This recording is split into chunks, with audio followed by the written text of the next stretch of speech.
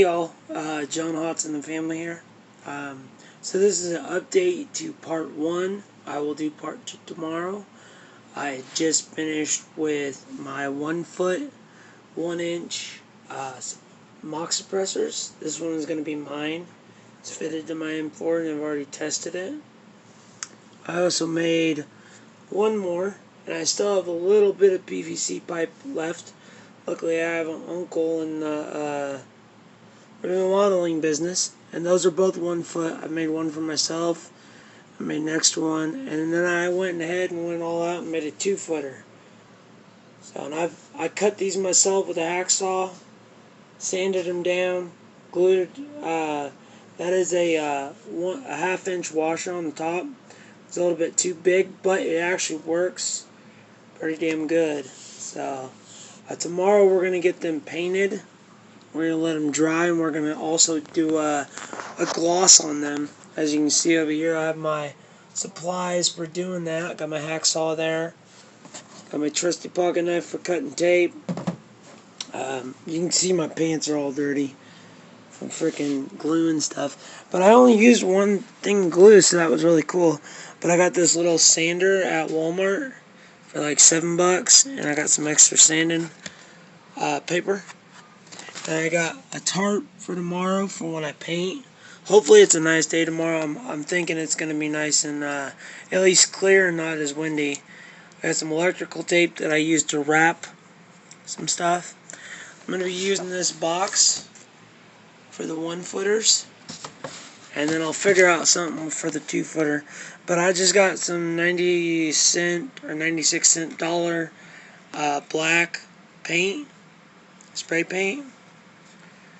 And then I went and this was actually pretty damn expensive. This is Minwax fast drying polyurethane clear gloss, and that was like $8. So I do all this myself. I do normally airsoft, but I wanted to make a mock suppressor of my own because they're so expensive for those that don't have tracer adapters. I couldn't take off my orange tip.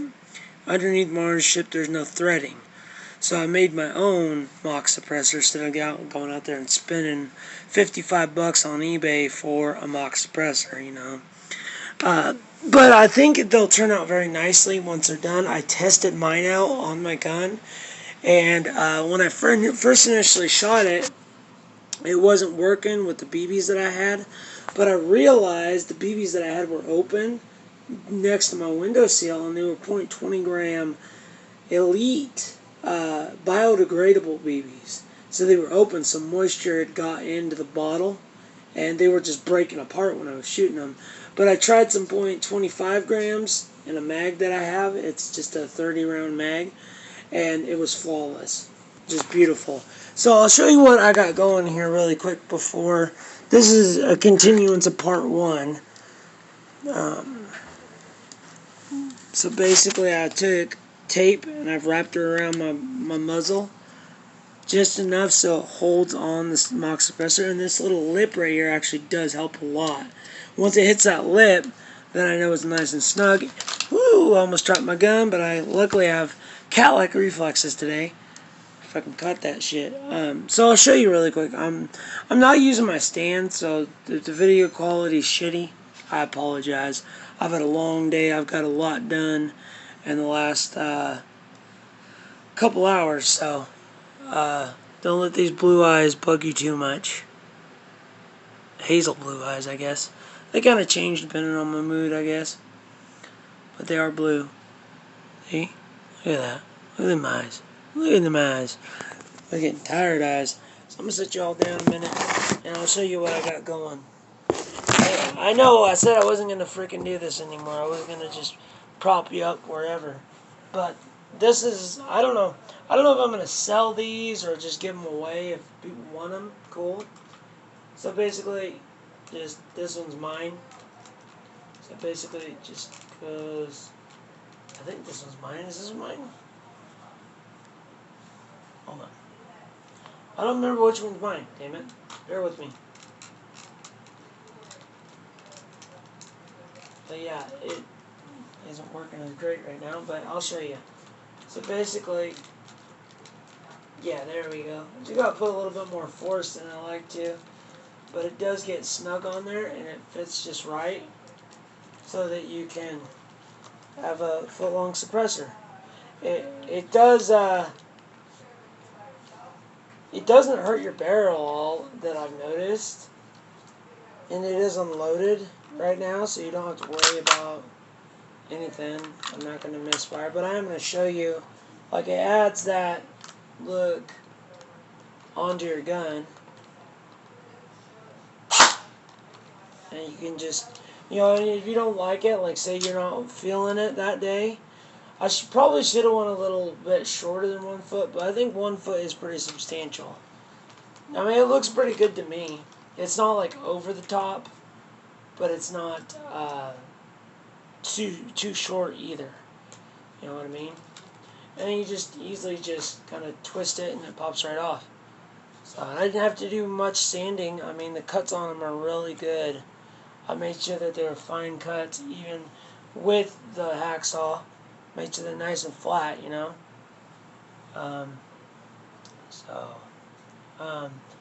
Made sure they're nice and flat here. And then what wasn't flat, I sanded down the best I could. Yeah, you could probably use this for like a mock suppressor on a sniper or whatnot. My sniper, unfortunately, ain't gonna work. Ain't gonna work for it. So, but yeah, if you all like the video, give me a thumbs up. Comment down below. Hit the bell notification so you know when I upload. And yeah, so this is a continuance of part 1, and I will do part 2 tomorrow. And I will make sure I have my stand so y'all can see me spray painting it and getting the gloss, letting it dry. I'll probably do one of spray painting it, and then I'll let it dry, and then I'll do another one of gloss, which will be a continuance of part 2, and then I'll let the gloss dry, and then that will be part 3. So, or yeah, part 2 will be, yeah, you know what I mean. You know what I mean, damn it.